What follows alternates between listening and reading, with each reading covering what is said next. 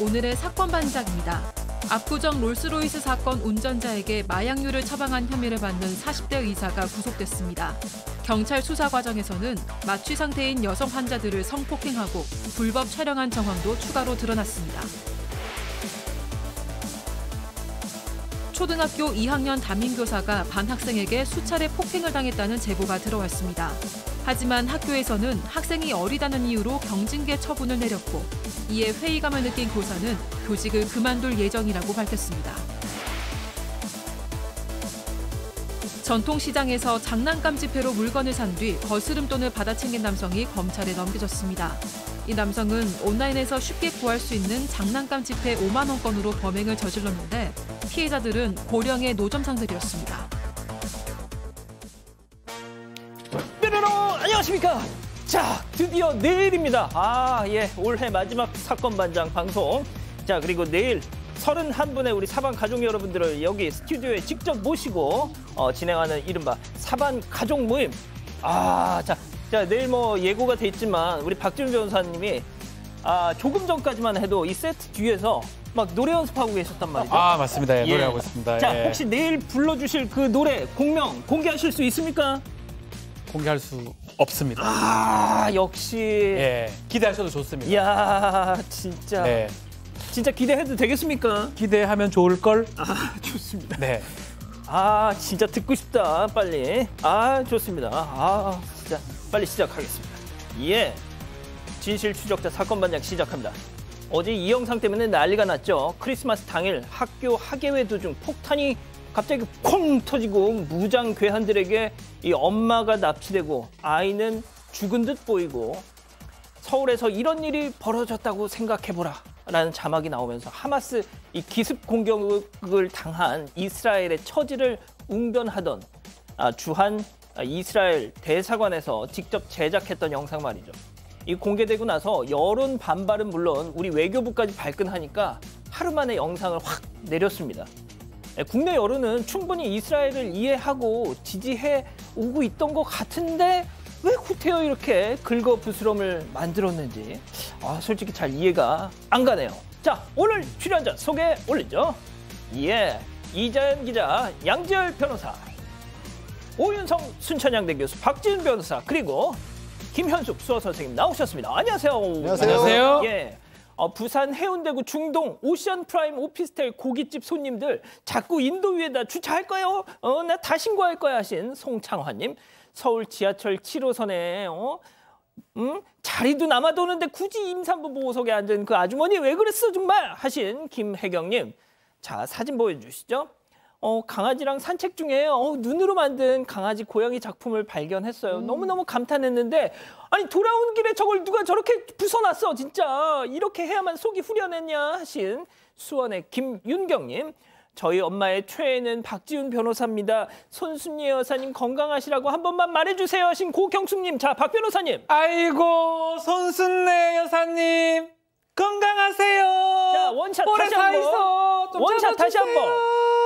원샷. 손순애 여사님 건강하세요. 원샷 언제 잡아줘? 잡았습니다. 좋습니다. 건강하세요. 계속 건강하세요. 예, 자, 김천광님, 조현진님, 김선미님 모두 사랑합니다. 자, 재미는 물론 의리로 함께하는 아세사반 유세이 육바. 예, 대한민국과 전 세계 동포 가족 여러분의 시선을 모아서 출발합니다.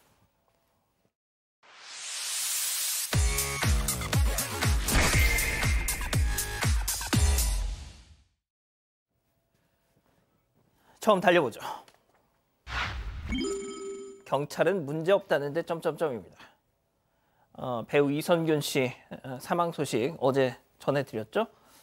저는 박지훈 변호사님께 이 질문을 꼭 드리고 싶습니다. 왜냐하면 박 변호사님은 다 아시겠지만 사건 초기부터 경찰이 뭔가 좀 너무 섣부른 것 같다. 계속 심지어 이 혐의가 막 쏟아지는 이 와중에도 이렇게 가는 건 아닌 것 같다. 계속 그렇게 말씀을 하셨단 말이죠. 결과론적이긴 하지만 그렇게 됐습니다. 네. 자, 박 변호사님.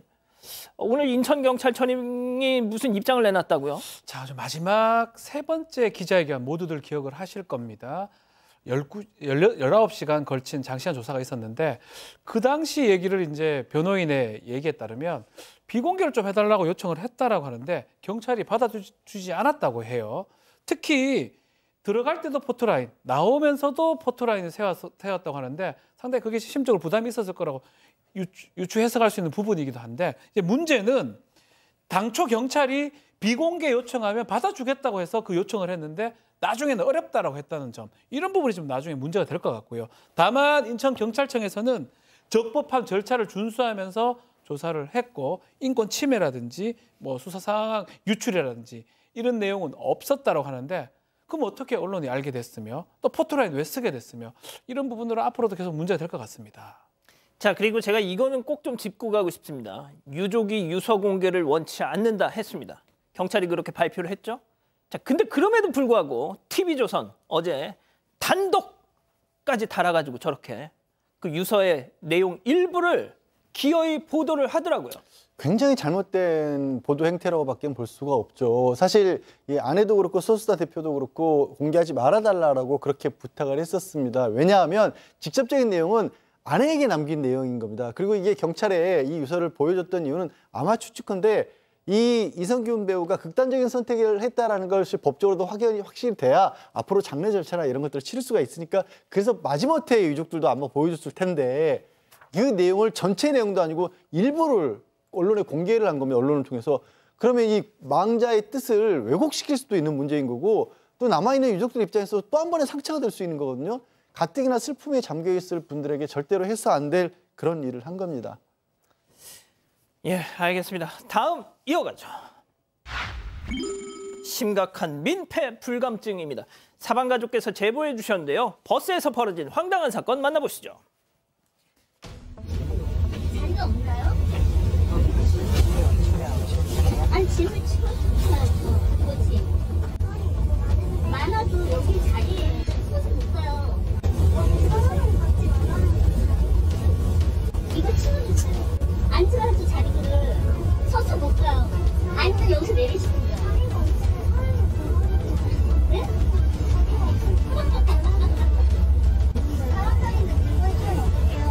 당장 사람 앉으라고 있는 거예요. 자리가 없으면이 아니라 근본으로 내려가야죠. 얼른 내려주세요. 이거 서서 못 가요.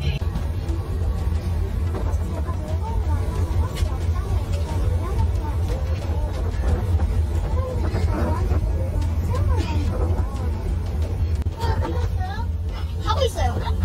아, 지금 차가 엄청 막혀요. 여기서 이런 것도 싫어하냐고.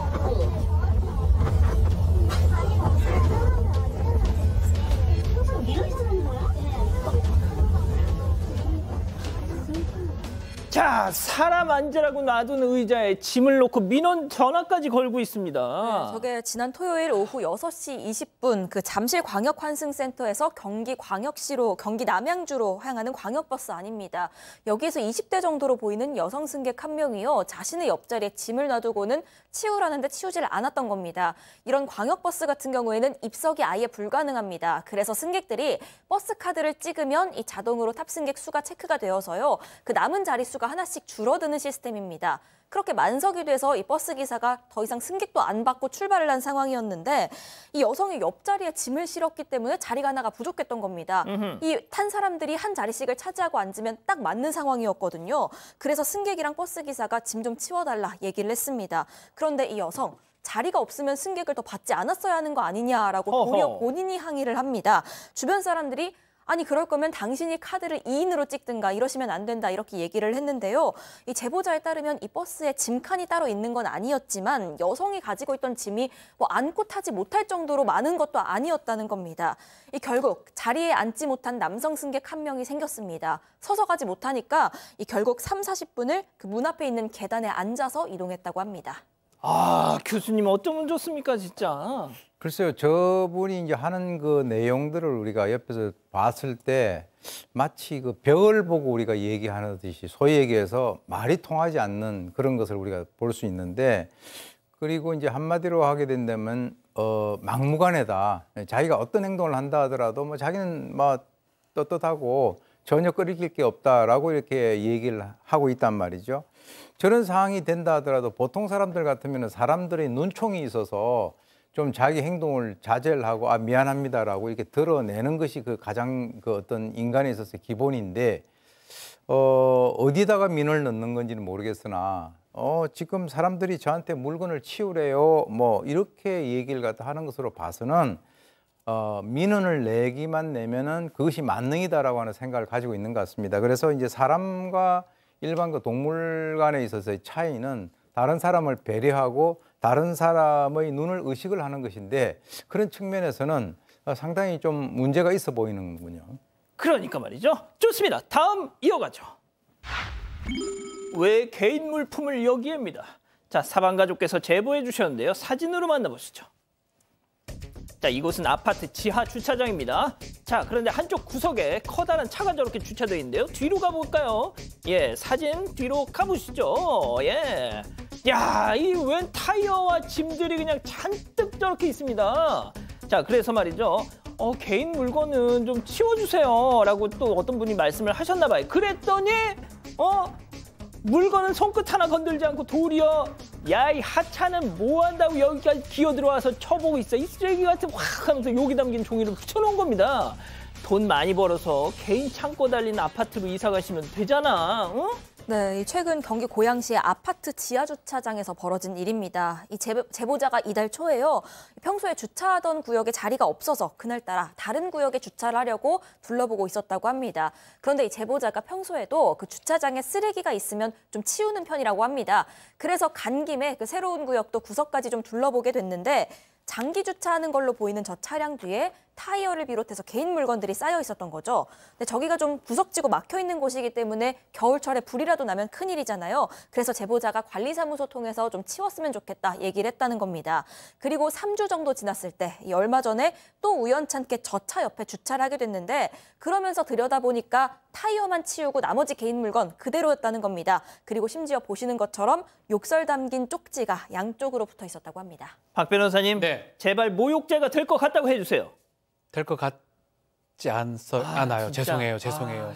모욕죄는 가급적이면 많이 있는 곳에서 이 제3 불특정 다수인이 있는 곳에서 가치를 떨어뜨릴 수 있는 추상적 언어를 구사를 해야 되는데 글쎄요, 모욕죄가 될 여지는 있지만 프린트 용지에 써서 지금 쉽지는 않아 보이는 상황이고 저렇게 주차하면서 뒤에 놔두는 이유는 딱 하나입니다.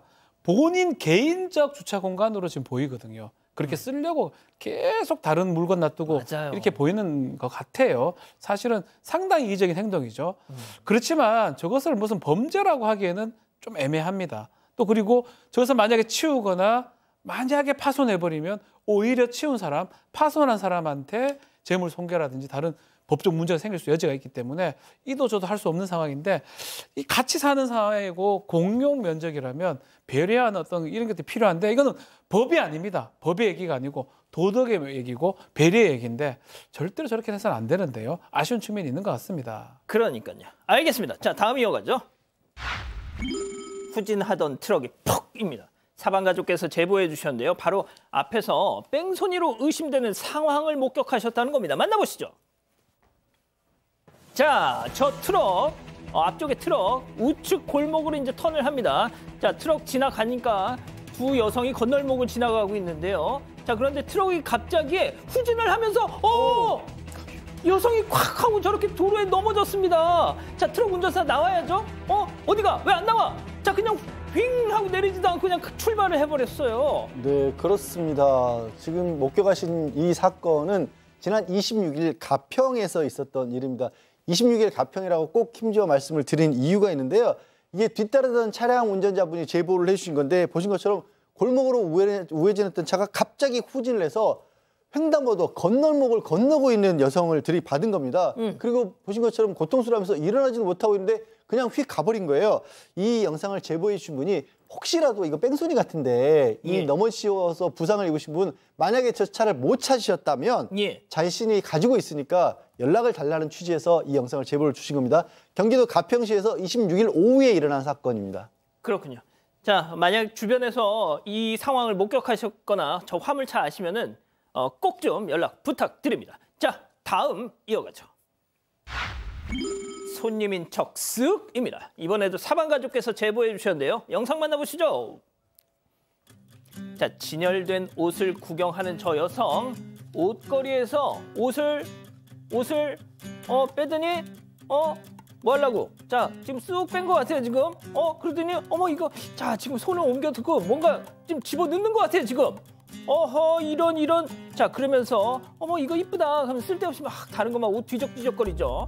자, 마저 구경을 저렇게 하더니 어디가? 계산해야지. 계산할 리가 없죠. 그냥 갑니다, 이거.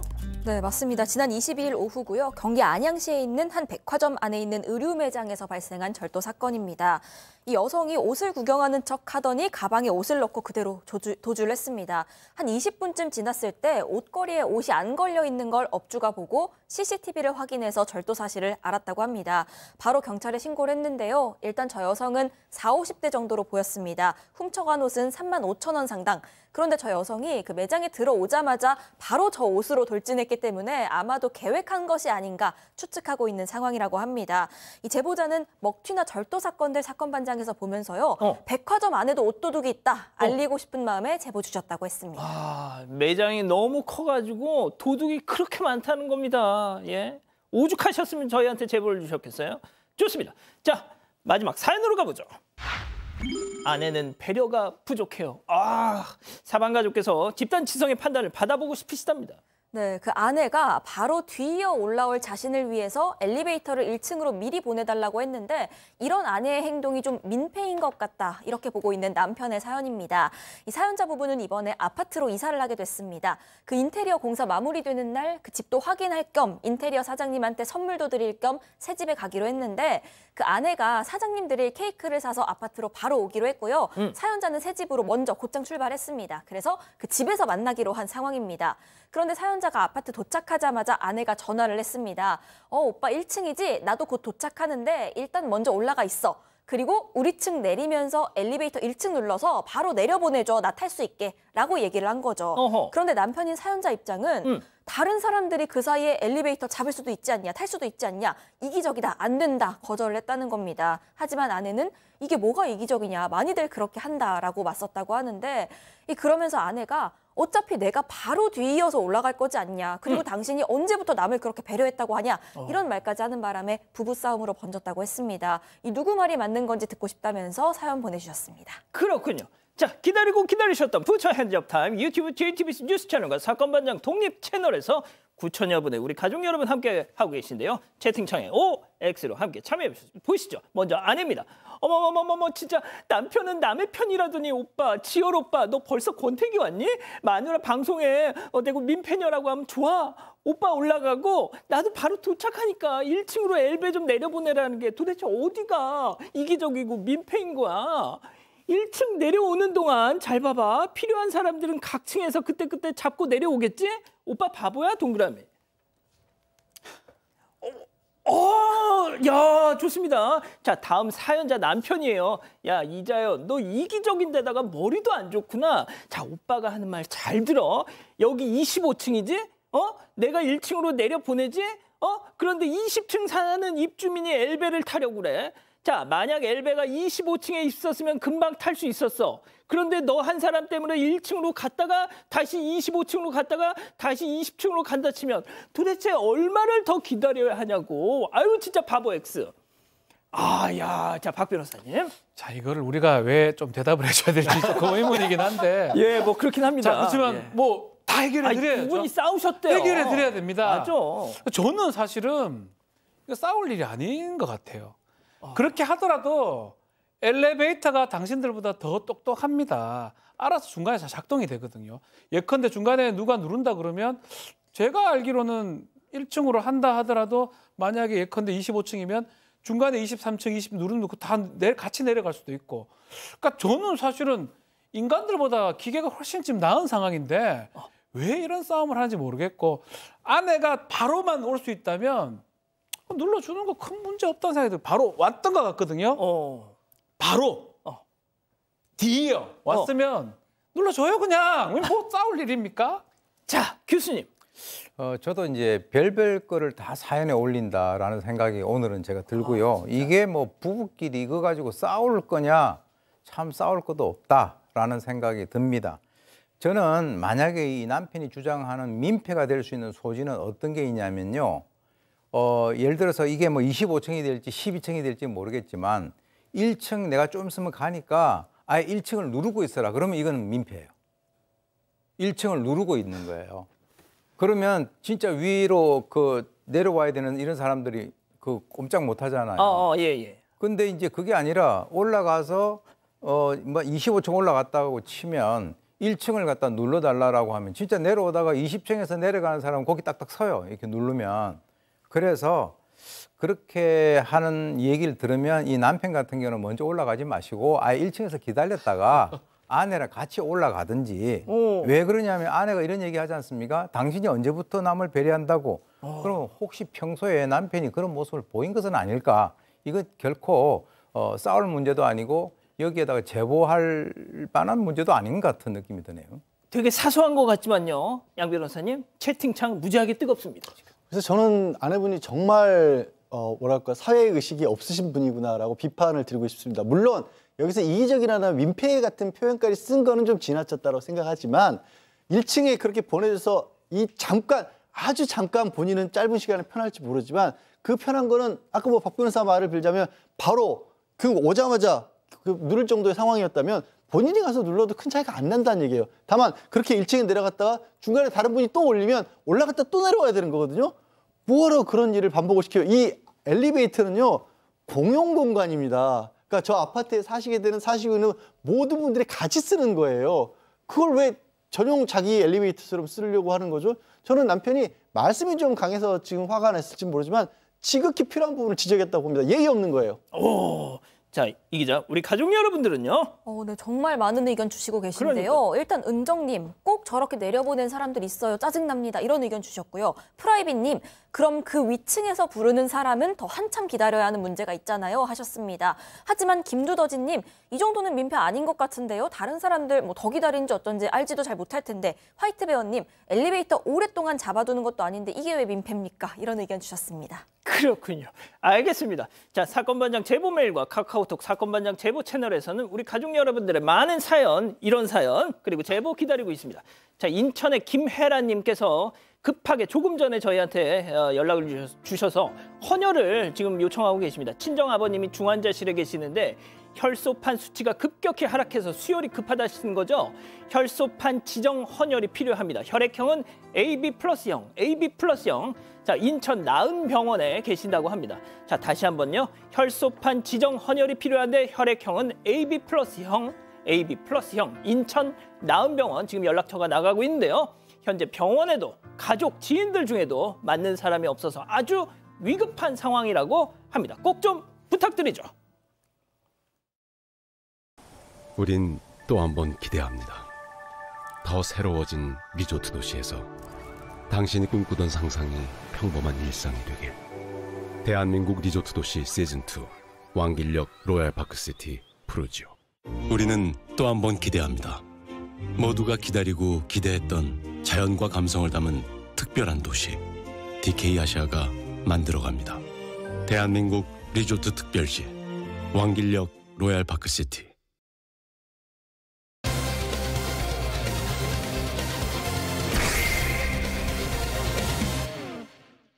압구정 롤스로이스 사건 운전자에게 마약류를 처방한 혐의를 받는 40대 의사가 구속됐습니다. 경찰 수사 과정에서는 마취 상태인 여성 환자들을 성폭행하고 불법 촬영한 정황도 추가로 드러났습니다. 사건의 내막을 들여다봅니다. 자, 압구정 롤스로이스 사건 저희가 많이 전해드렸죠. 신우준 재판은 지금 진행이 되고 있는데 신우준에게 마약류를 처방해준 의사 얘기가 오늘 얘기입니다. 네, 맞습니다. 하지만 그 전에 신우준 얘기를 안 드릴 수가 없는데 이 신우준 롤스로이스 사고 낸 이후에 향정신성 의약품이 7종이 검출이 됐습니다. 이 중에는 케타민도 있었고 전신마취제인 프로포폴도 있었는데 이 케타민 성분 같은 거에 대해서 신우준은 병원에서 처방받은 약 때문에 이런 성분이 나온 거다 주장을 했지만요. 경찰 조사 결과 사고 당일에 이 신우준 시술을 빙자해서 인근 성형외과에서 프로포폴, 미다졸람, 디아제팜 이런 향정신성 의약품을 2차례 투여를 받았습니다. 사실상 정상적인 운전이 어려운 상태에서 차를 몬 것으로 드러난 건데요. 그래서 이에 따라서 이 신 씨에게 약 약물을 처방했던 40대 의사 연모 씨입니다. 연모 씨 역시도 수사선상에 올랐습니다. 이 의사는 압구정에서 성형외과를 운영하고 있었습니다. 안면 거상술 중점 진료 병원으로 유명하고 본인들도 그걸로 막 세일즈를 하더라고요.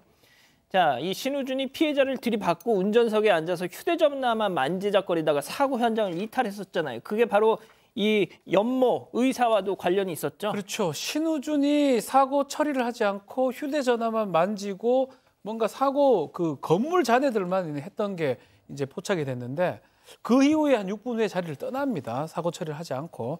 왜 떠났냐고 했을 때 피해자 구조를 요청하려고 성형외과에 갔다라고 주장을 했는데 검찰이 수사기관이 확인했습니다.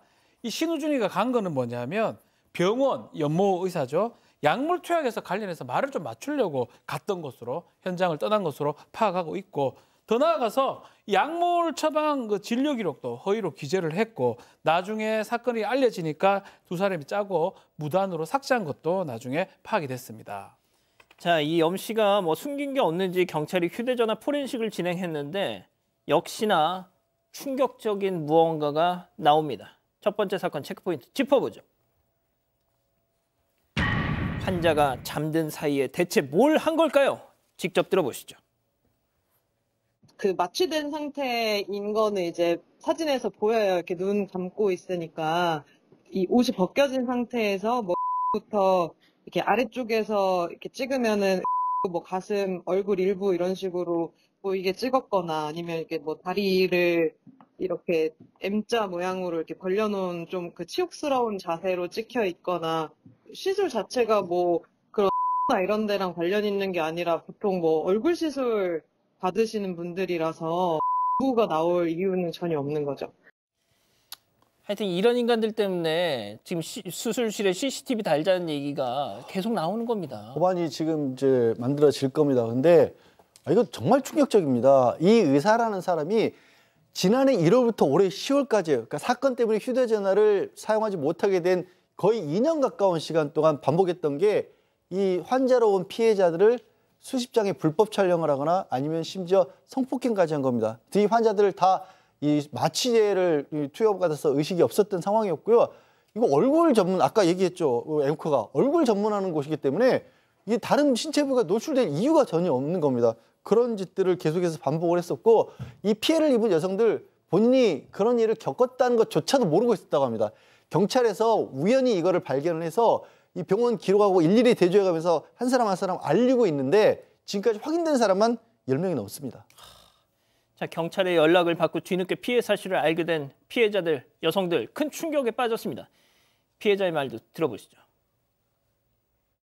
경찰에서 처음 연락 왔었고 처음에는 보이스피싱인 줄 알고 2, 3일을 피했어요. 제가 몰래카메라에 노출이 돼서 수면 도중에 그런 일이 벌어졌다고 얘기를 해서 알게 됐습니다. 정말 상상도 못했고 안 믿어졌어요. 처음에 정말 믿지 못했고 장난으로 자는 사진 얼굴이나 찍었겠거니 그냥 뭐 그 정도로 간단하게 생각을 했었는데 상상도 못할 일이고 너무 끔찍해요. 자, 교수님, 롤스로이스 신우준이 그 사건을 일으키지 않았더라면, 그래서 이 염 씨 의사가 수사를 받지 않았더라면 이 일도 영원히 묻혔을 거 아닙니까? 네, 아이러니컬하게도 이 롤스로이스 사건이 아니었다면 아마 지금까지도 수면 위로 올라오지 않을 가능성이 상당히 높다고 봅니다. 지금 이제 이 피해자들 같은 경우는 아까 뭐 한 분이 인터뷰했었습니다만은 너무나 이제 정신적인 충격을 받고 치욕을 느껴서 정신과 약을 처방받아서 복용을 하는 분들도 있고 일상생활 자체가 지금 상당히 어려운 그런 상황이라고 합니다. 그런데 충격적인 것이 심지어 이 의사하고 병원 밖에서 약속을 가질 정도의 오래 친분이 있었던 그 피해자에 대해서도 이런 행위를 했기 때문에 그 사람 같은 경우는 더욱더 충격을 받고 있다는 거죠. 그래서 자신의 사진을 확인한 그 피해자들 중에서 일부는 극심한 어떤 스트레스를 이기지 못하고 자기의 집에서 다량의 어떤 그 수면제를 복용했다가 다행히 가족들에게 발견이 돼서 그 소생을 한 그런 일도 있었고요. 그런데 이 염 씨라고 하는 이 자가 하는 얘기가 혐의는 대부분 인정한다. 안 할 수가 있나요? 그게 다 증거로 남아있는데 그런데 뭐라고 이 얘기를 하냐면 일부 피해자들과는 연인 관계였고 동의를 얻었다. 이게 변명이라고 얘기를 이런 식으로 하는데 글쎄요. 제가 봤을 때는 이런 사람은 앞으로 제발 다시 의사를 갖다가 하지 못하게 해야 된다. 만약에 의사를 뭐 좀 시간이 지났다라고 해서 다시 하게 된다면 그 사람에게 마취를 당하는 그 피해자들은 늘 어떻게 보면 무방비 상태가 되지 않겠습니까? 끔찍합니다. 자, 이 뭐 저희가 굳이 이 사람 뭐 이름이나 신상에 대해서 말씀을 안 드려도 검색 조금만 하면 다 이미 다 퍼졌습니다. 이 사람 병원 들어가 보면 지금 홈페이지 점검 중이라고 뜰 거예요. 지금 채팅창에서 우리 가족 여러분들 다 말씀하고 계시네요. 자, 그런데 의사 자격이 정지된 상태였다고요? 자, 이것도 문제입니다. 의사 자격이 면허가 정지된 상황에서 의료행위를 하게 되면 무면허 의료행위, 의료법 위반이 되는데 실제로 이 사람 면허 대여를 했다가 적발이 돼서 지난 10월부터 내년 4월까지 자격증 6개월을 받았습니다. 그런 상황에서 또다시 무면허 의료행위를 하는 상황에서 이제 걸린 건데 이 사람이 중간에 재판을 했다고 하긴 해요. 뭐 불복해서 행정소송을 걸고 그게 져서 2심에 가 있는 상황이긴 하지만 어쨌든 간에 이 면허 정지 처분이 취소가 되지 않고 정지가 되지 않았다면 의료행위를 해서는 안 됩니다. 그럼에도 불구하고 본인은 그냥 다 무시하고 면허 정지가 되든지 말든지 간에 계속적으로 의료행위를 해서 결국은 이 의료법 위반도 처벌을 받을 것으로 지금 보입니다. 자, 양 변호사님, 아까 오윤성 교수님은 다시는 의사진 못하게 해야 된다라고 하셨는데 가능합니까? 그래서 일단 이 사람이 받게 된 혐의가 준강간입니다. 준강제 추행도 있고요. 그다음에 의약품 불법 처방한 게 있죠. 그리고 카메라 이용 불법 촬영죄였죠. 그리고 의사면허 정지 상태였기 때문에 의료법 위반도 했습니다. 실형을 선고받을 건 거의 확실해 보이는데요. 그리고 상당 기간 복역을 해야 될 것으로 보입니다. 이게 다 인정이 될 경우엔 그러면 올해 10월 11월부터 과거에는 의료법 위반을 했을 때만 의사면허를 취소시켰지만 이제는 실형을 선고받고 확정이 되면 무조건 의사면허를 취소하긴 합니다. 다만 영구 취소가 아닙니다. 그럼요. 재교부를 받을 수가 있어요. 이 뭐 복역을 마치고 형을 다 살고 나면 다시 의사협회에 이 면허를 발급해달라고 청구할 수 있거든요. 이런 정도는 사실 저는 이건 다시 해서 안 된다고 봅니다. 이거 환자를 좀 의식도 없고 완전히 저항이 불가능한 사람을 이렇게까지 능욕을 한 거잖아요. 어떻게 그 사람에게 맡깁니까, 다시. 분명히 출소 이후에 이름 바꿀 겁니다. 신분 세탁을 좀 하겠죠. 그러고 나서 다시 의사 할 거예요. 이건 공식입니다. 과학이에요, 이건. 예. 첫 번째 사건 정리하고요. 두 번째 사건 이어갑니다.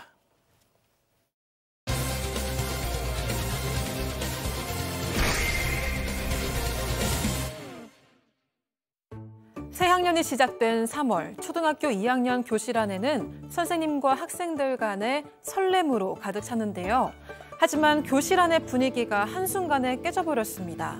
한 남자아이의 돌발 행동이 시작된 건데요. 자기 책가방을 들어서 제 귀와 여벌구를 가방으로 후려쳤어요. 저를 후려친 후에도 절 걷어차고 치매에 뱉거나 실내화를 벗어 던져서 그걸 다시 저에게 던지고 욕하고 그러고 있었고요. 그런데 학생의 폭행은 이게 끝이 아니었습니다.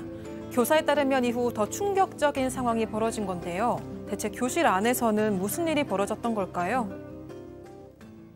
자, 어떻게 된 일이에요, 이게? 네, 이게 지난 3월 속초의 한 초등학교 2학년 교실 안에서 있었던 일인데요.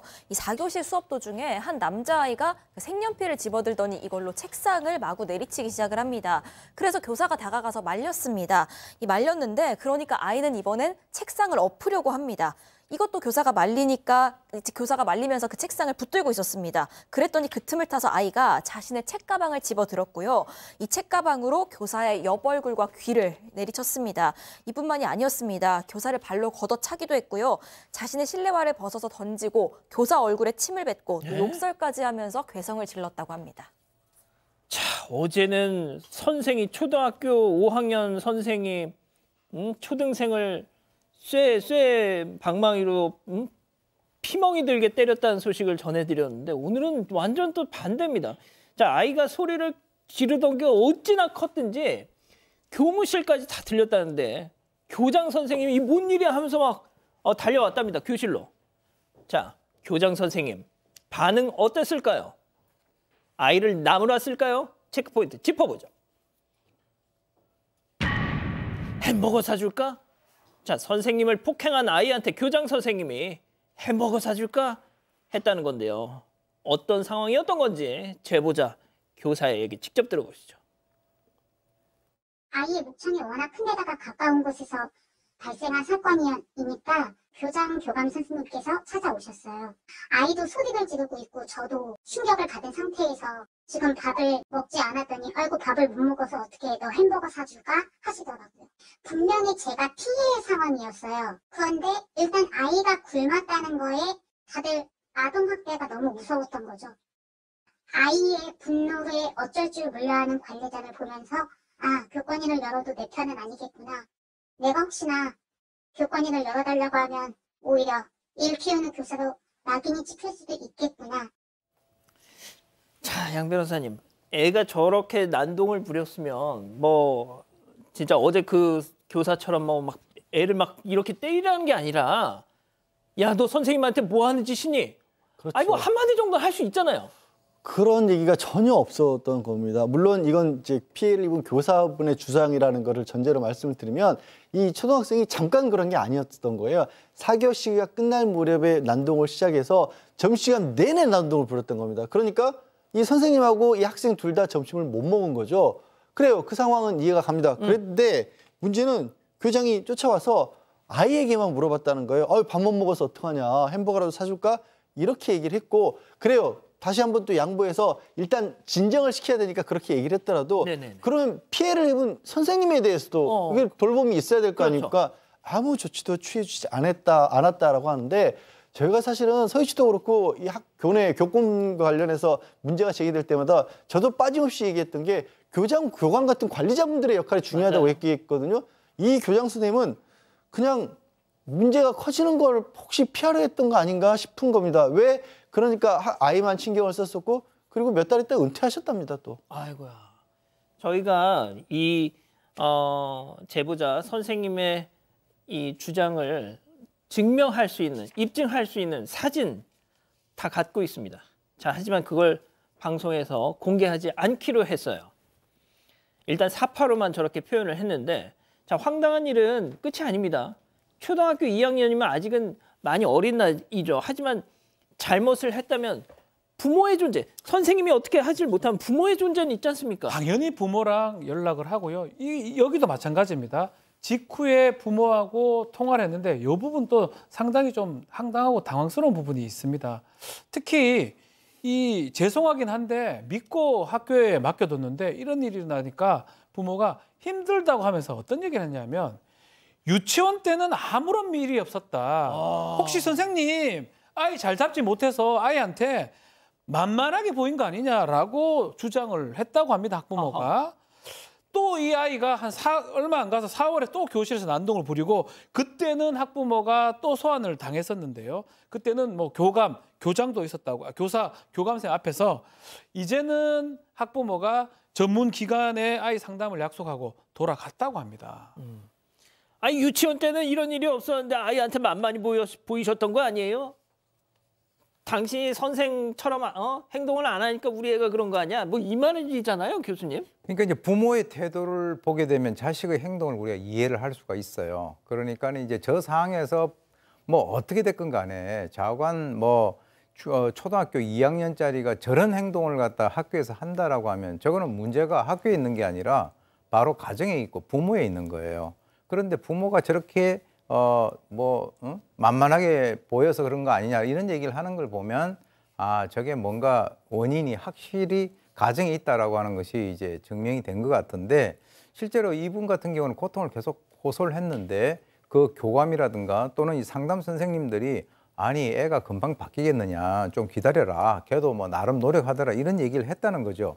그런데 아이의 행동에 그 변화는 전혀 없었고 나중에 이제 상담실로 가서 그럼 도대체 이 아이를 어떻게 상담하고 있냐라고 물어봤더니 충격적으로 4월 이후에 한 차례도 상담을 안 받았다는 겁니다.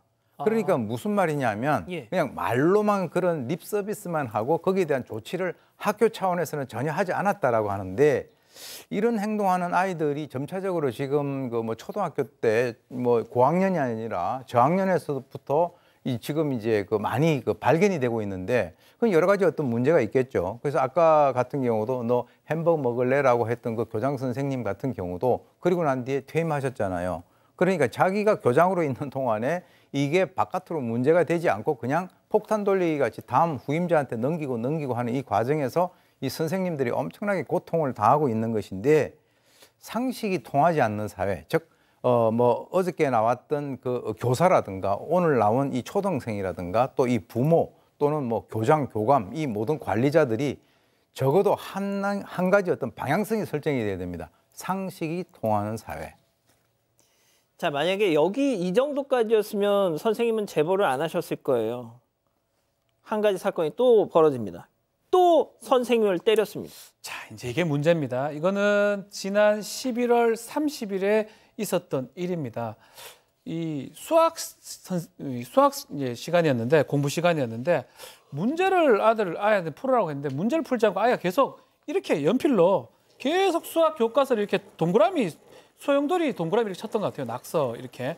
그러니까 선생님이 이러면서 계속 이렇게 돌리고 있어요. 이렇게 돌리고 있으니까 연필로요. 선생님이 낙서만 계속하면 너를 지금 가르칠 수가 없다라고 얘기하니까 그때 이 돌리던 교과서 이 낙서하던 것을 선생님 얼굴에 던져버려서 선생님한테 던지고요. 그러면서 꺼져라, 죽어버려라 하고 심지어는 선생님한테 한 7회 정도 침을 뱉기도 하고 욕설을 하면서 너 같은 거랑 할 얘기 없다라고 아주 과한 얘기를 하면서 결국은 발길질까지 해댔다고 합니다.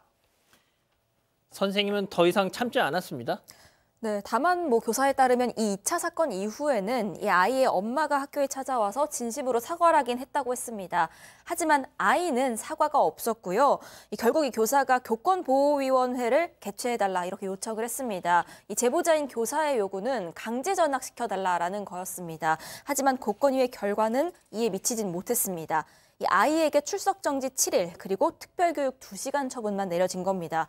또 이외에도 학부모에게 특별교육해라 그리고 교사의 치료비 지불하라 이 정도의 결과가 나왔는데 또 교권위 결과지에는 아이가 사과한 것처럼 쓰여졌지만요. 교사에 따르면 사실이 아니다 이런 얘기도 하긴 했습니다. 그래서 교사는 이의 제기를 합니다. 3월과 11월 두 차례에 걸쳐서 폭행이 있었는데 왜 3월 사건은 다뤄지지 않은 거냐 이렇게 이의 제기를 했습니다. 그랬더니 이 학교의 교감이 문자 메시지로 설명을 합니다. 지금 그 문자 메시지가 나가고 있는데요. 아시잖아요. 강제 전학 요구가 받아들여지지 않아서 불만이시겠지만 어린아이가 이번 사안으로 이 개전의 기회도 없이 강제 전학 조치되는 건 좀 너무하다. 이런 취지의 문자였습니다. 이 제보자는 이걸 받고 억지로 좀 상황을 수습하려고 하는 것 같다. 이런 느낌을 받았다고 했습니다. 한 가지 좀 다시 보충 설명해드리면 앞서 교장 선생님이라는 분, 너 햄버거 사줄까? 아이한테도 그러고 그 해당 이 제보자 선생님한테도 나중에 식사는 하셨수? 이렇게 물어보셨다고는 해요. 자, 교수님. 자, 그냥 이것만 말씀드릴게요. 이 선생님, 제보자분, 이제 선생님 그만하시겠답니다. 도저히 더는 감당을 못 하겠답니다. 사실 교육 현장에서 이런 일이 한번 발생되면 자신의 그 직업에 대한 어떤 그 자부심이라든가 이런 것들이 완전히 상실되고 이 직업 더 이상 못하겠다 이런 분들이 늘어날 수밖에 없습니다. 그런데 저는 이렇게 생각을 해요. 이분이 뭐라고 그랬냐면 자기가 이 아이가 한 차례 잘못한 것에 대해서 사명감과 애정으로 감싸주려 했던 자기 과거를 반성한다라고까지 얘기했고 그리고 이 잘못된 포장지로 감싸주지 않았었어야 됐다. 그런데 이런 일이 있다면 이것이 전부 다 문제 아동의 비위를 맞추려고 그렇게 하는 것에 대해서 본인은 어떤 교육자로서 수치감과 미안함을 느낀다. 근데요, 제가 봤을 때는 제일 무서운 게 무관심입니다. 그러니까 다시 말해서 이런 어떤 그 상황에 접했던 많은 교사들이 그래, 내가 교육자로서의 사명감이라든가 이런 애정을 다 던지고 네 맘대로 해라. 어차피 시간 지나가지고 이 폭탄 다른 쪽으로 돌리면 끝이다. 이런 생각을 하는 교사가 많아지면 많아질수록 교육 현장이라든가 이런 것들이 이제 붕괴가 되고요. 그리고 우리 이 교육 현장이 붕괴가 되면 우리 사회의 기반이 무너지고요. 그러면 언젠가는 우리 모두에게 피해가 올 가능성이 상당히 높다는 것을 명심을 하시고 이건 내일이 아니니까 나 관심 없다. 이렇게 하면 언젠가는 우리들에게 피해가 옵니다. 다알리아님이 그러시네요. 저희 반에도 우리 아이 반에도 그런 비슷한 아이가 있었는데 한 학기에 교사가 9명이나 바뀌었어요. 한 학기 동안. 자, 두 번째 사건 마무리하고요. 세 번째 사건 이어갑니다.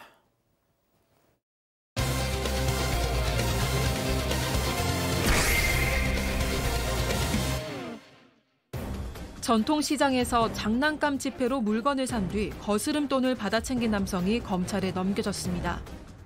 이 남성은 온라인에서 쉽게 구할 수 있는 장난감 지폐 5만 원권으로 범행을 저질렀는데 피해자들은 고령의 노점상들이었습니다. 어떻게 된 일인지 알아봅니다. 이건 또 무슨 소리예요 또? 네, 지난 3일에 전통시장에서 있었던 일인데요. 이 지난 3일에 빨간 외투를 입은 남성이었다고 합니다. 이 남성이 충북 청주에 있는 한 전통시장에 방문을 합니다. 거기에서 이것저것 둘러보다가 채소 가게에 갑니다. 뭘 살지 채소들을 둘러보다가 그 냉이를 3,000원어치를 구매했다고 하는데 구매를 하면서 주머니에서 지폐 5만 원짜리 하나를 꺼내서 상인에게 건넵니다. 그럼 거스름돈 47,000원을 주셨겠죠? 그런데 이 손님이 이 와중에 10,000원 덜 주셨다 이렇게 얘기를 해서 10,000원을 더 받아갑니다. 그렇게 이 가게로부터 총 57,000원을 받고 자리를 떠났다고 합니다. 자, 그런데 이 손님 다른 가게에도 들러서 또 물건을 샀어요? 네, 그렇습니다. 이게 이제 실제로 이 사람 인생 참 쉽게 산다라는 생각을 제가 하는데요. 사실 이게 뭐 장난감 지폐를 가지고 주고 난 뒤에 거스름돈을 받는 이런 행동들은 될 수 있으면은 여러 군데를 돌면서 그 어떤 그런 행동을 하면 할수록 자기에게는 현금이 손에 쥐어지는 거거든요. 그래서 인근 그 노점상도 방문을 해가지고 이 한 상인에게 청국장이 2,000원이래요. 2,000원치 사면서 그 5만 원짜리 그 장난감 지폐를 건넸고 거스름돈으로 48,000원을 받아갔다니까 그날 아마 장사를 하신 이 70대 할머니 같은 경우는 장사 완전히 망한 거죠. 자, 의심 없이 5만 원짜리 지폐를 받았습니다. 자, 그런데 이 손님이 주자마자 그냥 자리를 뜨더라는 거예요. 근데 뭔가 이상해. 그래서 지폐를 다시 꼼꼼하게 살펴봤더니 그제서야 이상한 점이 발견이 됩니다. 체크포인트 짚어보죠. 얼굴이 왜 이래? 그렇죠. 자, 상인 말에 따르면 남성 손님이 와서 5만 원짜리를 펴서 하는 게 아니고요. 접어서 갖다 주고 급히 가는 모습을 보고 지폐를 딱 펴보니까 좀 나오겠지만 신사임당이 아니에요. 좀 이상한 좀 볼록볼록한 그런 사진이 있길래 얼굴이 왜 이래 이러면서 자세히 보니까 많이 다르죠. 자, 위에 게 진짜고요. 예. 밑에 보면 좀 이렇게 만화같이 그려놨죠. 그리고 은행도 지금 한국은행 아니고 XX 다른 은행이고요. 5만 원도 그렇고 헬로 홀로그램 저것도 이상 없고 그래가지고 물어보니까 가짜 돈이네라고 생각을 했고요. 이러니까 손님은 급히 도망갔는데 손님을 좀 쫓고 싶었는데 이 상인이 다리가 조금 불편했다 그래요. 그래서 쫓지는 못하고 곧바로 신고를 했다고 합니다. 양 변호사님. 저 사람이 아주 괘씸한 게요. 저 유폐를 상대적으로 고령의 상인들만을 골라서 건넸던 겁니다. 아무래도 변별력이 좀 떨어지고 눈이 좀 쉽게 분간하기 어려울 수도 있지 않습니까? 작은 글씨 같은 경우. 그리고 더 치밀하게 좀 바쁜 시간대. 사실 재래시장에 막 손님들 여기서 또 물건 달라고 하고 그런데 현금을 거슬러 줘야 되고 하는데 이걸 다 따져보진 않지 않습니까? 그런 점을 놓였고요. 게다가 피해 상인 한 분이 얘기하기로는 사람 멀쩡하게 겉보기에 생겼다라는 거예요. 그래서 그리고 설마 누가 전통시장 가서 위조 지폐 될 거라고 누가 생각을 합니까? 참 괘씸하네요, 진짜. 자, 이 추운 겨울에 한 푼이라도 더 벌려고 2,000원짜리 청국장 파는 어르신한테 저 짓을 했습니다. 5만 원 벌려면은 2,000원짜리 청국장 25그릇을 팔아야 진짜 저 욕 나올 뻔했습니다, 교수님. 예. 지금 사실은 저거 인간도 아니죠.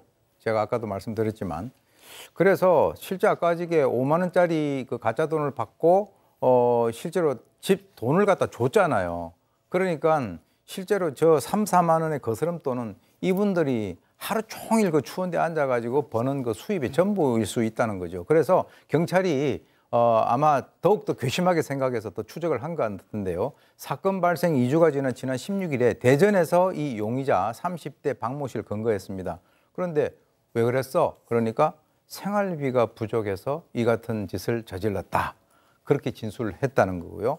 그리고 이제 실제로 이제 범행에 쓴 지폐는 아까 이제 보셨습니다만 온라인에서 판매 중인 놀이용 소품용 가짜 지폐인 것을 확인이 됐는데 이 이자가 또 하려고 집에다가 이 가짜 지폐 33장을 갖고 있었다라고 하니까 만약에 체포가 되지 않았었으면 또 딴 데 이 그 나이 드신 분들 대상으로 해서 또 이런 짓을 갖다가 했을 가능성이 상당히 높다라고 봅니다. 30살 한창인 놈이 왜 저러고 살아 진짜. 아, 30살 한창인데요. 더 놀라운 게 있습니다. 이 사람 이미 전과가 33범입니다. 네? 33범요. 저도 가만있어 봐. 성년이 된 후에 범죄를 얼마나 자주 저질렀으면 30대인데 벌써 33범? 거의 1년에 한 번꼴로 저질렀다는 얘기고요. 신생아 때부터. 예, 그러니까 그런 상황이잖아요, 사실은. 교도소 나온 지 얼마 되지도 않아서 누범 기간이라고 합니다.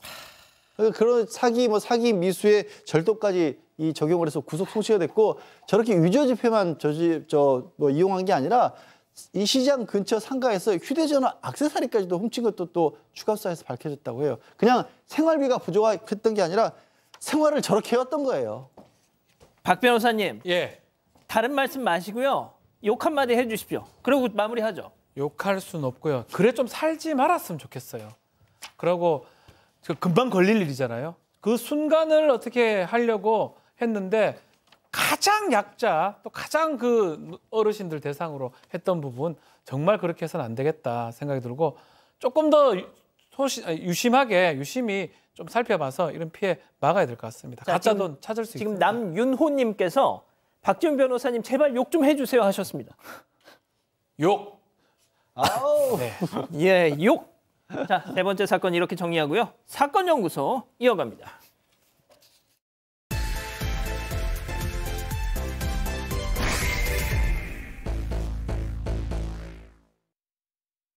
강남 한복판에 위치한 100평짜리 호화로운 펜트하우스.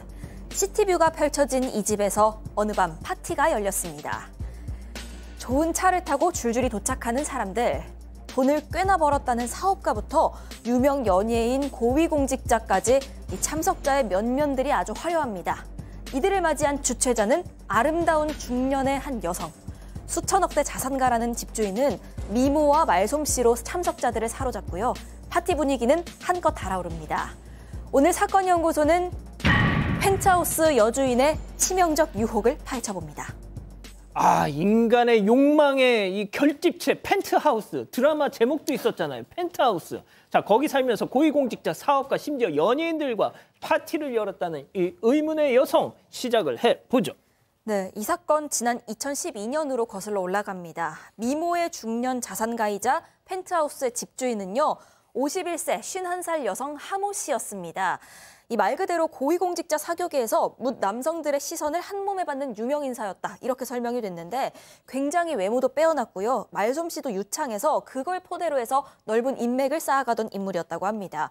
고위공직자는 물론이고 유명 연예인들하고도 친했고 지자체장 또 사업가까지 굉장히 화려한 인맥을 자랑했습니다. 기사 딸린 그 고급 외제차를 끌고 다녔다고 합니다. 아주 호화로운 생활을 해왔고요. 이 하 씨는 의류 유통 사업을 하는 2천억대 자산가로 알려진 인물이었습니다. 본인이 전 남편이랑 이혼한 뒤에 사업을 시작했고 그걸로 자산을 모았다. 이렇게 본인을 소개하고 다녔다고 합니다. 아, 2천억대 자산가면 살만하죠, 펜트하우스. 그런가요? 그렇겠죠. 자, 이 하 씨가 살고 있었던 집이 강남 도곡동에 있는 고급 오피스텔인데 이 오피스텔의 제일 작은 평수가 54평이랍니다. 보니까 타워 팰리스는 아니네요. 아니에요. 근데 지금 보여주는 저 윗부분이 왜 저렇게 저기를 칠해놨냐면 예. 저 오피스텔 건물에서 최상층 한 층을 다 터서 100평이 넘는 펜트하우스에서 살았던 겁니다. 최근에 거래가가 한 34억 원에 거래가 됐다고 하는데 내부도요. 그냥 넓으면 무슨 의미가 있겠어요. 내부가 대리석 마감재, 수입 가구, 월풀 욕조, 미술품 도자기 같은 것도 있었고 방 4개, 화장실도 2개 이런 식이었다고 하고요. 옥상 정원에서 매봉산이 쫙 보인다고 합니다. 자, 거길 드나들던 그 사람들과는 도대체 거기서 뭘 했답니까? 그래서 이제 2012년 어느 날 최고 경영자 과정, 이 최고 경영자 과정에서 이제 이 여성이 미모라든가 아까 자기가 살고 있는 펜트하우스 같은 걸 갖다가 내세웠겠죠. 예. 그래서 이제 거기서 만난 남성을 이제 만나고 또 식사도 하고 해서 아무래도 또 가까워지지 않았겠습니까? 그 자기 집까지 초대를 했으면 그 남성 같은 경우는 눈이 희둥그레졌을 것이고, 그런데 이제 이 남성을 통해서 또 다른 재력가의 남성을 또 소개를 또 받아가지고 점차적으로 인맥을 점점 넓혀갔다고 해요. 그런데 그해 연말에 이 하 씨가 이 남성 2명에게 아주 솔깃한 얘기를 합니다. 내가 재고 의료를 사가지고 해외에다 내다 파면은 이거 완전히 그 수익을 갖다 100% 이상 낼 수 있다. 그런데 착수를 하려고 그러는데 10억이 부족해서 실행을 못하고 있으니까 돈을 좀 빌려달라. 만약에 수익을 보게 되면 이자 10% 붙여가지고 11억을 돌려주겠다. 그러니까 뭐 10억만 빌려주면은 바로 1억이 붙는 그런 상황이 되니까 이 남성들 어떻게 했겠습니까? 앞뒤 가리지 않고 돈을 끌어서 갖다 준 거죠. 아, 이걸 믿어야 합니까? 말아야 합니까? 믿으면 안 되는데 예. 믿게 됐습니다. 왜냐하면 워낙 재력을 갖고 있는 것처럼 보이고 이 정도의 자산가가 거짓말할 일이 없다고 생각해서 흔쾌히 돈을 빌려주고요. 본인들의 욕심도 있었겠죠. 300억치 자산이 있었다고 해요. 그렇지만 뭔가 좀 이상합니다. 한 달 후 말을 좀 바꿔요. 재고 중에 작물이 좀 섞여 있어서 회사 실장이 지금 구속될 수 있는 상황이다. 구색을 갖추려면 다른 것도 좀 구입을 해야 되기 때문에 10억이 좀 더 필요하다 얘기를 했고요. 그러려면 좀 더 돈을 좀 달라고 했고 결국은 2012년 12월부터 2014년 5월까지 무려 38억 원을 받아가게 됩니다. 아, 이게 약간 뭐 매몰 비용 뭐 이런 건가요? 일단 빌려준 게 상당수다 보니까 그거 돌려받으려고 계속 쏟아붓는 말이죠. 네, 원금도 못 건질까 봐 계속 돈을 빌려줬던 것 같은데 맞습니다. 다 사기였습니다. 이 허겁지겁 이 2사람이 사기라는 걸 알아차리고 이 하 씨의 정체를 수소문하기 시작을 하는데 이 알고 보니까 하 씨 이름으로 알고 있었던 것도 다 예명이었고요. 신분이 다 거짓이었습니다. 결국 2014년 9월 달에 이 2사람이 하 씨를 경찰에 신고하게 됩니다. 그러면서 경찰이 수사에 들어갔는데 이런 소문이 퍼집니다. 그 하 씨에게 당한 그 고소한 그 남성이 바로 과거에 서울 강남 세무서장을 지낸 현직 세무사다. 뭐 이런 소문이었습니다. 그래서 심지어 이 피해자가 몇 년도에 이 서장을 지냈는지 굉장히 자세한 기사까지도 나갔는데 이 전직 세무서장이라는 사람이 하 씨에게 소개한 또 다른 남성은 사업가였던 것으로 당시 알려졌습니다. 국세청의 꽃이라고 불리는 게 세무서장이고 그중에서도 아무래도 뭐 가장 요직이 강남 세무서장 아니겠습니까? 자, 이거 검색하면 바로 나오겠는데요, 이거? 그런데 검색해도 나오지 않았습니다. 왜요? 반전이 있었던 겁니다. 사실 이 피해 남성이요, 강남 세무서장 출신이 아니고 다른 곳의 세무서에서 6급으로 지내다가 개업한 개업 세무서를 운영하는 세무사였던 거예요. 근데 그럼 왜 그럼 강남 세무서장이라는 소문이 났느냐라면 이 사람이 본인도 그 최고 경제과정 수료 과정에서 만났다고 했잖아요. 하 씨를. 네. 하 씨한테 자기가 스스로를 부풀리고 거짓말했던 거예요. 강남 세무서장이라고. 그러니까 자기는 사기까지는 아니더라도 좀 잘 보이려고 했는데 어쨌든 모르지만 거짓말로 속인다고 생각하고 있었지 하 씨에게 속고 있다는 걸 까맣게 몰랐던 거고요. 그 바람에 실제 강남 세무서장 출신 세무사분들이 뭐 당신 혹시 사기당했냐고 그렇게 확인 전화 받느라고 때 아닌 피해를 입었답니다. 야, 그러면 이게 약간 뛰는 허풍쟁이 이 세무사 위에 이 국세청 직원 위에 나는 사기꾼 하 씨가 있었다. 약간 이런 느낌입니다, 이거. 그러니까 노래에도 그런 게 있지 않습니까? 세상이 요지경이라고 속고 속이는 그런 세상이란 말이 이제 다가오는데요. 2014년 가을에 경찰 수사가 진행이 되니까 이 하 씨는 잠적을 합니다. 그러다가 결국 2014년 12월 29일 날 경기도 김포에 있는 그 본인 친척 집 인근에서 잠복을 하고 있던 경찰에게 검거가 됩니다. 그래서 구속 수사를 해보니까 이 하 씨의 말이 도대체 어디에서부터 어디까지가 진짜고 가짜인지 모를 정도로 수천억대 자산가이기는커녕 무지개 빈털터리에다가 신용불량자 그리고 빚만 17억이 있었던 것이죠. 거기에다가 그러면 아까 저게 그 펜트하우스는 도대체 뭐냐? 그거는 1,000만 원만 주면 월세를 얻을 수 있대요. 아이고야. 그리고 이제 벤틀리 승용차 역시 렌트를 할 수 있어요. 금년에 일어났던 어떤 사건하고 상당히 오버랩이 되죠. 네. 그래서 이제 또 그러면 너 사업을 뭐 했느냐 그랬더니 이전에 의류 땡처리 일을 한 적은 있지만 유통사업 이것도 부풀린 거죠. 한 건 거짓말이다. 그래서 결국 이렇게 얘기를 했다라고 합니다. 자기가 그 주위 피해자들에게 보여줬던 도곡동 펜트하우스는 투자 사기를 위해서 일종의 전초기지로 활용을 했다. 그러면 말이죠. 어디까지가 거짓말이었습니까?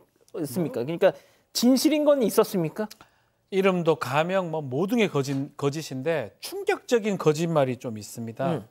이혼녀 행세를 했는데 이 사람 가족이 있었어요. 아이고야. 낮에는 평범한 주부로 살고 밤에는 이렇게 사교계의 여왕으로 살았던 겁니다. 밤, 낮 달리. 그 펜트하우스. 더 놀라운 건 그 가족들이 펜트하우스에 거주를 했다라는 거예요. 어쩜 옆에 있었던데 아무도 가족이 누군지 잘 몰랐다 그러고요.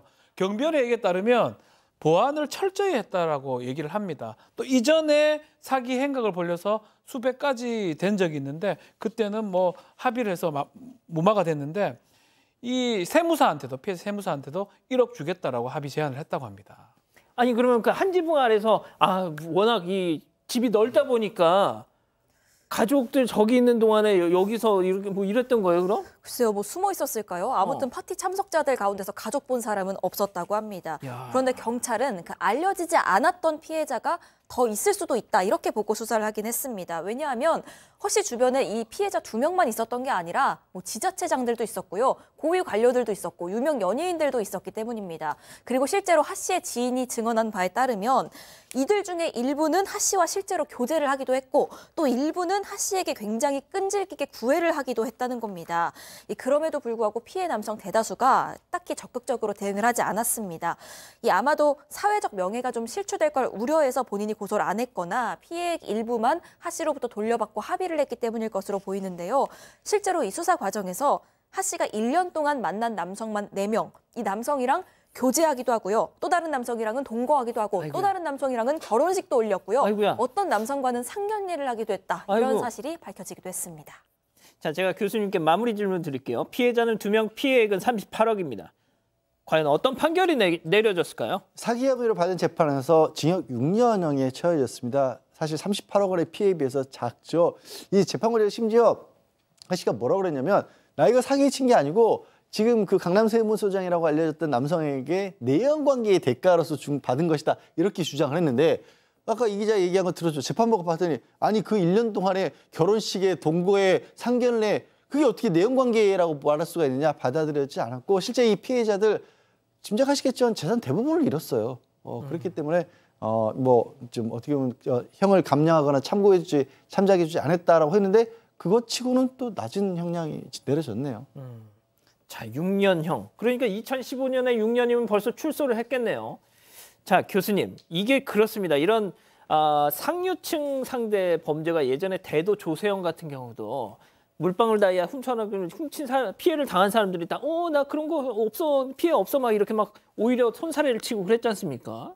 왜 그러냐면 그 다이아 물방울 다이아 같은 것이 어디서 났느냐라고 하는 그 출처 같은 것을 본인들이 밝혀야 되니까 이번 사건 같은 경우도 사실은 돈만 가지고 어떤 사기를 벌였다라고 하면 피해자들의 어떤 신고라든가 이런 것이 훨씬 더 빨리 이루어졌을 것인데 지금 이제 수사팀들이 얘기를 하고 있는 것을 보면 바로 이 하 씨 같은 경우가 닉네임이 꽃뱀. 그러니까 좀 다른 부분을 활용을 했을 가능성을 배제할 수 없는 건데요.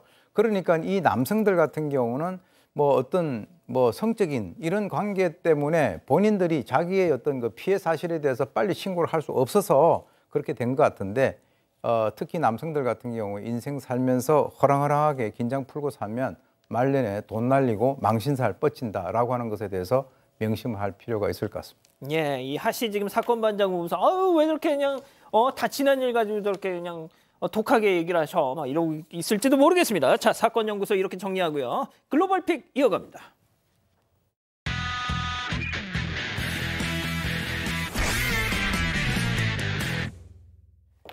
일본으로 가보시죠. 네, 간식을 먹느라 정신이 팔린 강아지 옆구리에 발 하나를 콕 찔러놓은 고양이 보입니다. 추워진 날씨에 발이 시렸던 걸까요? 따뜻한 친구의 배를 손난로 삼아서 온찜질을 즐기고 있습니다. 이 맛이 제대로 들렸나 봅니다. 이번엔요, 아예 양발을 다 넣어서 저 뜨끈하게 지지는 모습입니다. 아유, 정말. 네, 이런 고양이에 강아지도 반항 한번 하지 않고 선뜻 배를 내줬는데요. 집사가 진짜 난로를 꺼내주니까요. 이 고양이는 난로 코앞에 한 자리를 딱 차지하고는 절대 비켜주질 않습니다. 아유, 욕심쟁이. 네, 그래도 이 두 친구 어렸을 때부터 함께 커온지라 그 우정이 매우 두터웠다고 합니다. 잘 때나 창밖을 구경할 때도 항상 꼭 달라붙어서 함께한다고 합니다. 저 먹겠는데 지금. 예. 이 모습에 많은 누리꾼들도 한방 웃음을 지어 보였다고 합니다. 자, 다음은 인도로 가보시죠. 자, 움직이는 기차 밑으로 뭔가 보라색이 떨어졌습니다. 이걸 본 승강장 위 사람들 그 근처에 가까이 있어서 안전운전 못하는 모습인데 기차가 다 지나가자마자 사람들은 너나 할 것 없이 선로 위로 우르르 내려갑니다. 그리고 선로 위에서 뿜에 올린 건 다름 아닌 사람이었습니다. 에? 사람? 예, 보라색 옷을 입고 있던 사람이었습니다.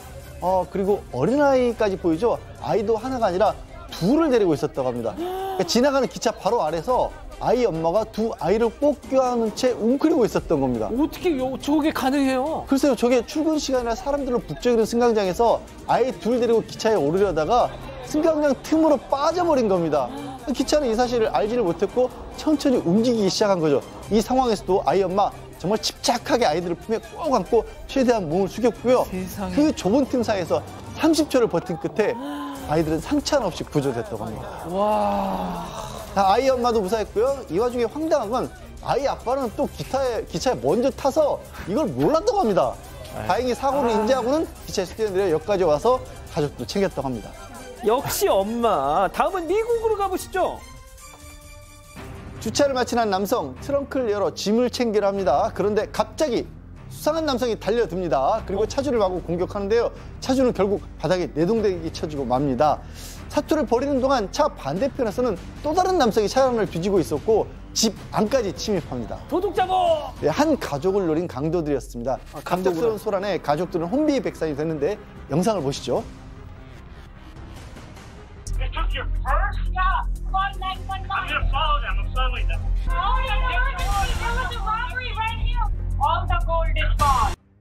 딸의 약혼자까지 나서 쫓아왔지만 강도들은 이미 떠난 후였고요. 이들은 지갑은 물론 각종 보석에 대대손손 물려온 갑옷까지 훔쳐 달아났다고 합니다. 어쩜 좋아. 가족들은 이 둘이 단순 강도가 아니라고 주장하고 있는데요. 그도 그럴 것이 CCTV를 확인해 보니까 강도들은 이미 가족들이 보석 가게에서 쇼핑을 마치고 나올 때부터 따라 붙었던 게 포착이 됐던 겁니다. 아하. 피해 가족은 다른 것보다 대를 이어 물려받은 이 갑옷 이것만은 꼭 돌려받기를 바라고 있는데요. 강도들 아직 잡히지 않았고 경찰은 수배를 했다고 합니다. 아유. 자, 다음은 최근 온라인에서 화제가 되고 있는 영상 함께 보시죠. 네, 경찰의 보디캠 영상인 것 같죠? 경찰 앞에 선 한 남성은 꽃다발을 들고 있습니다. 그리고 경찰은 누군가에게 전화를 거는데 이게 대체 무슨 상황인지 영상 먼저 보겠습니다.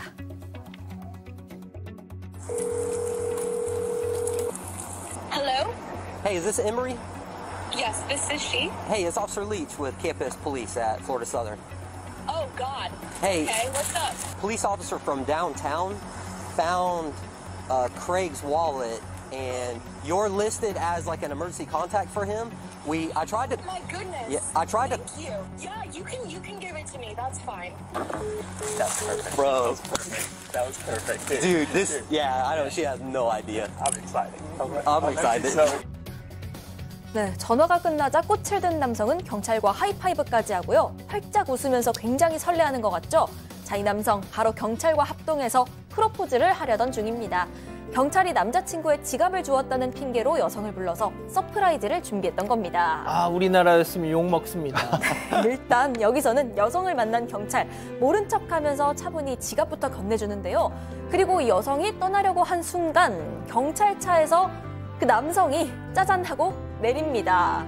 자, 남성은 놀란 여성의 손을 잡고요. 꽃다발을 건넨 후에 안주머니에서 준비한 반지를 꺼내 무릎을 꿇습니다.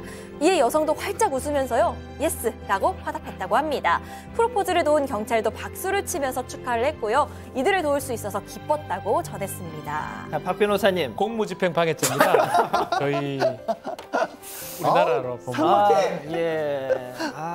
자, 알겠습니다. 예. 자, 사랑하는 사건반장 가족 여러분, 따뜻한 밤 보내시고요. 저희는 내일도 별이 6개 반, 사반 6반 저녁 6시 반에 첫 공개방송 사반 가족 모임으로 찾아뵙겠습니다. 안녕히 계십시오.